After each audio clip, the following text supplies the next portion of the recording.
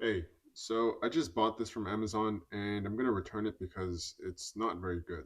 You can see along the seams right here that there's glue that's seeping through from underneath. And in fact, the whole thing reeks of glue. When you pull it out of the box, that's all you smell. The other thing is that this thing is really lightweight. It makes me think that the wood handle might be hollow inside. The leather feels fake almost. It's really stiff, really dried out if it is real leather. Either this is just some really poor quality leather or it's not real at all. And I say this because I compare it to my other Sharple strop, and this leather, when you feel it, it definitely feels like leather. It's soft, there's some texture to it. Even my other strop over here, I think this is Garros Goods.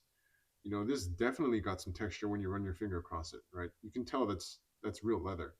But this one, I don't know, man. I mean, you can tell how it's reflecting in the light. That doesn't look good. I would not buy this from Amazon. This is Angerstone. Here's the box right here. Do not buy this. Not good.